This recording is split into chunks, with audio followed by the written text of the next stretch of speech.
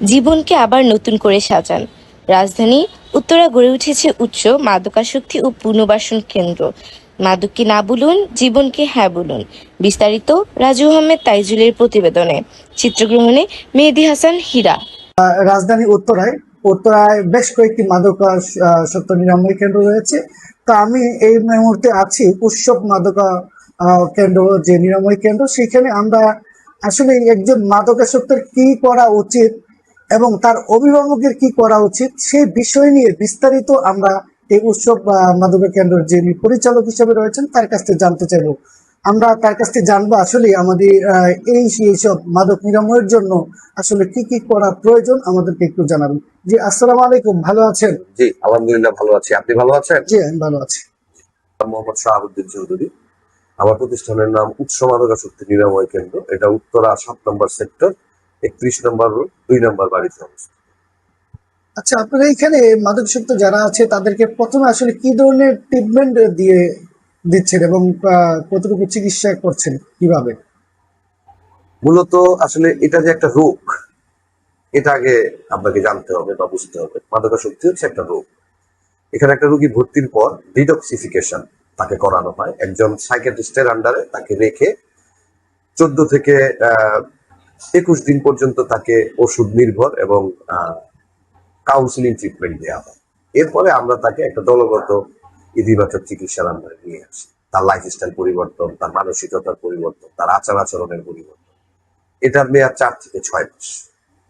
আচ্ছা, অভিভাবকরা বুঝবে কিভাবে যে তার সন্তান মাদকাসক্ত হয়েছে, সেই সিমটম যদি আমাদেরকে একটু জানাতেন। জি, প্রথম বিষয় হচ্ছে রোগীর জীবনযাত্রার যে মান, সেটার মধ্যে একটা বিরাট ধরনের পরিবর্তন ঘটবে।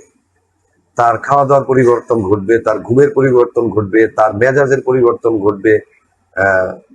বড় ধরনের একটা পরিবর্তন তার মধ্যে আসবে। টাকার চাহিদা বেড়ে যাবে, শ্রদ্ধাবোধ নষ্ট হয়ে যাবে।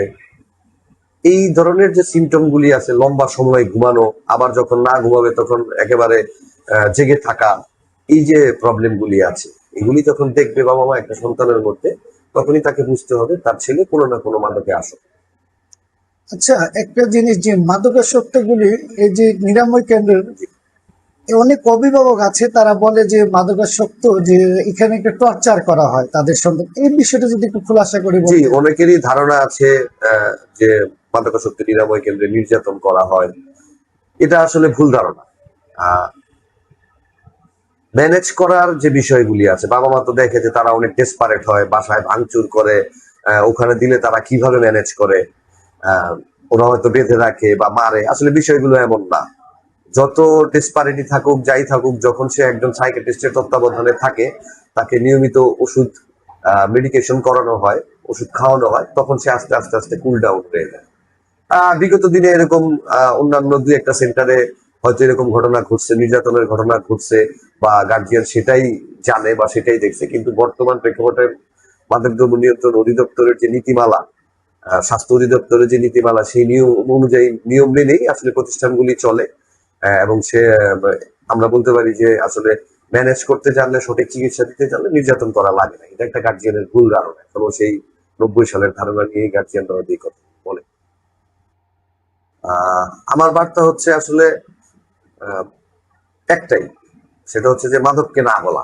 এটা খুব জোরালো ভাবে সবার শেখা উচিত, জানা উচিত যে মাদককে কিভাবে না বলতে হবে।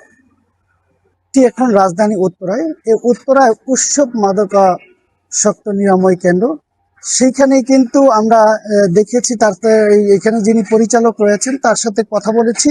এই নিরাময় কেন্দ্র থেকে কিন্তু অনেক মাদকাসক্ত সুস্থ হয়ে বাড়ি ফিরেছেন। এখানে আবার অনেকে দেখা যায় দু একজন আবার রিটার্ন আবার এসেছেন চিকিৎসার জন্য, এবং এখানকার চিকিৎসার মান, এবং আমি বেশ কয়েকজনের সাথে কথা বলেছি, তারা জানিয়েছে যে এই নিরাময় কেন্দ্রে আসলে মাদকাসক্তদের পূর্ণভাবে তাদেরকে চিকিৎসা দেওয়া হচ্ছে। তো এই যে মাদকের বিরুদ্ধে তারা কাজ করে যাচ্ছে, সেখানে কিন্তু কিছু এই যারা মাদকাসক্ত নিরাময় কেন্দ্রগুলো করে, সেখানে তাদের একটা দাবি রয়েছে যে আসলে এই মাদক নিরাময় কেন্দ্র যদি একটু মাদক অধিদপ্তর নিয়ন্ত্রণ থেকে এবং সরকারের পক্ষ থেকে তাদের যদি আরো একটু সহজ করণীয় করা হয়, তাহলে কিন্তু তারা ঠিক মতো আরো ভালোভাবে এক ধাপ এগিয়ে যাবে তারা এই সেবা দেওয়ার জন্য। উত্তরা থেকে রাজু আহমেদ, রূপসী বাংলা টেলিভিশন।